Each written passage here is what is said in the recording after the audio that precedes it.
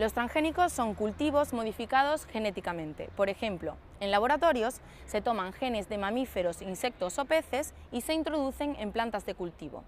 ¿Se adopta esta técnica también para productos de consumo humano? Un tema delicado, defendido por algunos y criticado por otros. A continuación les mostramos las claves de este polémico debate. Cada cultivo tiene unas propiedades que le identifican y que le hacen ser distinto a otros, único. Hace años, la biotecnología empezó a crear nuevas variedades de cereales, híbridos cuyas cosechas empiezan a ser controladas no por los agricultores, sino por una industria muy poderosa. Es ahí cuando aparecen los transgénicos. Los transgénicos son organismos a los que se le ha introducido un gen de otro organismo distinto. Un gen es ni más ni menos que un trozo de ADN en el que hay una instrucción para hacer algo en las células. De esta forma se crean seres vivos que la naturaleza sería incapaz de generar, y con ellos opiniones a favor y en contra. El beneficio fundamental es su resistencia a plagas y enfermedades del cultivo.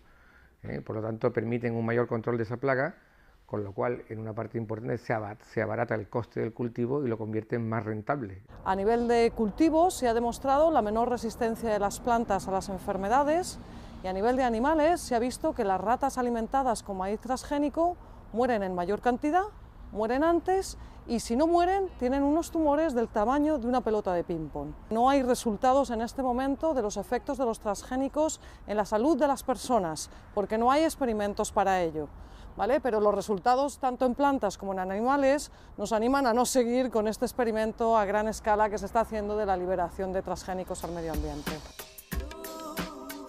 Grandes multinacionales comercializan ya con paquetes tecnológicos para la agricultura.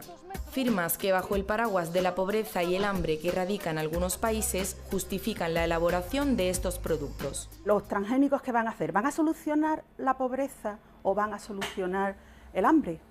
Pues no, pero la van a paliar. Utilizar el hambre en el mundo como una excusa para justificar los cultivos transgénicos pues es una falta de respeto muy grande hacia los 800 millones de personas que pasan hambre en el mundo actualmente. No podemos hablar de cifras en lo que es los beneficios para la desnutrición en el mundo. Necesitamos producir más para que llegue a todos. Y si necesitamos producir más tenemos dos opciones, o ampliar los terrenos agrícolas, lo cual va en detrimento de las zonas naturales, o aumentar la producción. Los transgénicos ayudan a aumentar la producción. Lo que está clarísimo es que los transgénicos no van a paliar el hambre en el mundo porque no se producen en este momento los transgénicos que necesitamos para paliar el hambre. Quien se beneficia son unas pocas empresas, siempre las más poderosas, siempre en manos de unos pocos y creo que la ciudadanía está harta de este tipo de medidas. Actualmente en Europa tan solo son permitidos para elaborar pienso para animales y para varios cultivos. En Europa solamente se produce maíz y patata transgénica en muy poca cantidad, ¿de acuerdo? Pero se consume lo que viene de todo el mundo. Porque por ejemplo, si nosotros vamos a un supermercado y sabemos que tiene harina de maíz, por ejemplo, que muchos de ellos tienen, o harina de soja, que muchos de ellos tienen, y el 80% de la soja y el 80% del maíz mundial es transgénico, quiere decir que estamos consumiendo transgénicos. Ante la falta de información sobre posibles efectos adversos, hasta ahora 8 países de la Unión Europea han prohibido el cultivo de transgénicos. En España sí se cultivan, y en Andalucía este asunto es muy cuestionado. El Gobierno andaluz debe establecer una moratoria en el cultivo de transgénicos en Andalucía. Hemos solicitado a través de esta pregunta parlamentaria cuestiones obvias y básicas, pero que aún delatan la falta de transparencia. Con esto, ¿qué quiero decir? Que queremos conocer número de hectáreas que se están cultivando de transgénicos en Andalucía, bien destinadas a la comercialización o a los ensayos, y sobre todo el registro. Necesitamos un registro en Andalucía que nos diga dónde están situados, en qué territorio. A esta moción presentada en el Parlamento de Andalucía se suma el esfuerzo de varios sectores preocupados por las desconocidas consecuencias de estos cultivos. Hemos hablado con algunos de ellos. Formamos parte de la Plataforma Andaluza Libre de Transgénicos, en donde estamos distintas organizaciones organizaciones agrarias, medioambientales, ecologistas, consumidores, etc. Nos hemos unido para conseguir que Andalucía esté libre de transgénicos, porque creemos que es malo para los agricultores, es nocivo para la defensa de nuestros productos, de la calidad de nuestros productos, y también para los consumidores. Bueno, nuestra postura desde el punto de vista de los transgénicos es totalmente en contra. La agricultura ecológica no contempla la utilización de transgénicos, puesto que la normativa o el reglamento 834, que es sobre el que se regula la agricultura ecológica, no contempla la convivencia de transgénicos y productos ecológicos. Son cultivos que primero se han implantado en multitud de países y luego se han ido detectando o descubriendo en algunos casos que había que prohibirlos porque eran perjudiciales. Por lo tanto, en lugar de adoptar el principio de precaución y evitar la plantación de transgénicos hasta que la ciencia demuestre a 100% de que no hay riesgo, lo que se ha hecho es exactamente lo contrario, perjudicando al consumidor, perjudicando al medio ambiente y perjudicando a los propios agricultores, que hoy en muchos casos son víctimas de las grandes multinacionales de transgénicos con las que firmaron sus contratos. Como todo lo nuevo, provoca dudas, pero mientras se estudian los efectos de estas plantaciones, en Andalucía se están realizando ensayos científicos con transgénicos. Es una verdadera locura, porque ya sí se sabe, ya hay determinados estudios, recientemente el estudio de Seralini en Francia, acaba de salir también un estudio de la Universidad de Wisconsin en la que afirman que los transgénicos son perniciosos para la salud, tienen problemas de resistencia y además que no son más rentables para los agricultores. Nosotros estamos convencidos del futuro de los cultivos transgénicos.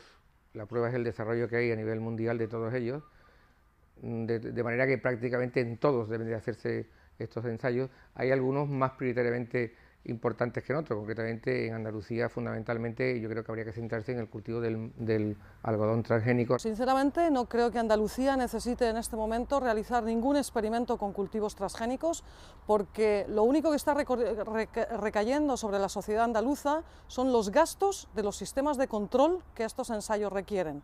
No perdamos de vista que empleamos dinero público para garantizar el derecho de productores y consumidores a no producir y a no consumir transgénicos. No creo que sea el momento de gastar dinero público en algo que no necesitamos y por lo tanto mi postura tajante sería un no a los transgénicos. Peligro sí o no. El tema genera todo tipo de opiniones.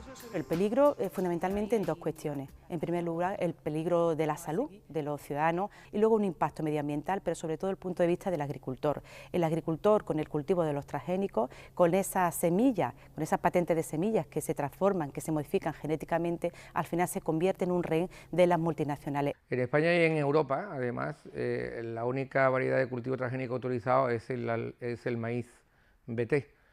En España se siembran actualmente de la orden de 116.000 hectáreas de maíz, de las cuales 10.000 se siembran en Andalucía. No se siembran más, sencillamente porque afecta a una plaga que es el taladro, que es de muy poca incidencia en Andalucía. Si hablamos de transgénicos en el consumo humano, la insulina que consumen los diabéticos es una insulina humana, o sea, procedente de un gen humano, pero que está cultivada en bacterias, de manera y nadie que ahora mismo tenga una diabetes o tenga un familiar con diabetes se negaría a que le pusieran insulina transgénica. O sea que en lo que son sus usos farmacéuticos no hay ninguna reticencia, pero sí mucha en cuanto a los alimentos.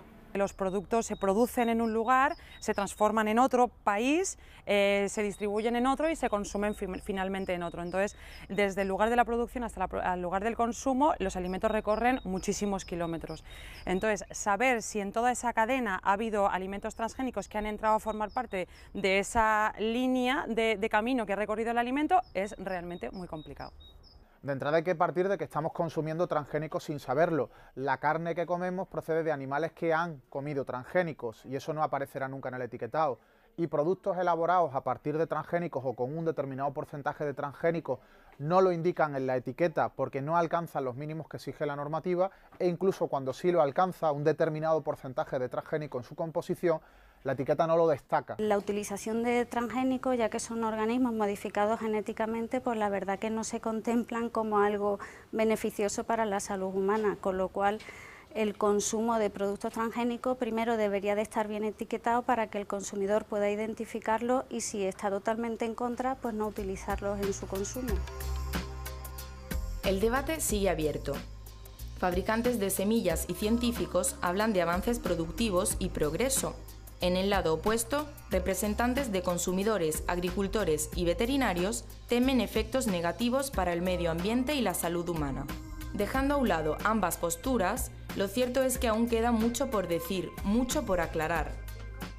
Y si la cuestión se traslada al consumo, quizás deberíamos ser nosotros, los consumidores, quienes tuviéramos la última palabra.